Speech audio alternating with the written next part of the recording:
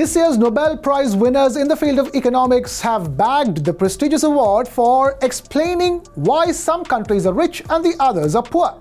As in, they explain why some countries succeeded in achieving economic prosperity over the long term and why others failed. Let me explain now. The 2024 Nobel Prize for Economics has been awarded to three US-based economists: Daron Acemoglu, a Turkish-American economist at the Massachusetts Institute of Technology; Simon Johnson, a British economist at the Massachusetts Institute of Technology; and James Robinson, a British-American economist at the University of Chicago. They were given the award for their research on prosperity gaps between countries, specifically how European colonization led to some nations being rich while others are poor. They won the Nobel for, and I quote over here, studies of how institutions are formed and affect prosperity. According to the Nobel citation, the three winners have been credited for enhancing our understanding of the root causes of why countries fail or succeed.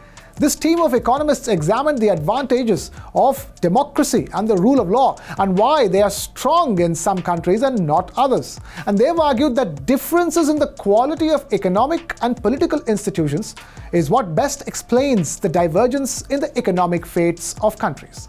They found that one important explanation for the current differences in prosperity is the political and economic systems that the colonizers from Europe introduced or chose to retain from the 16th century onward. And countries that were the richest at the time of colonization in relative terms are now among the poorest, and vice versa. In some colonies, the purpose was to exploit the indigenous population and extract natural resources to benefit the colonizers, while in other cases, the colonizers built inclusive political and economic systems for the long-term benefit of European settlers. Their research says that inclusive democratic institutions set up for the long-term benefit of European migrants ended up resulting in more prosperous societies in the long term.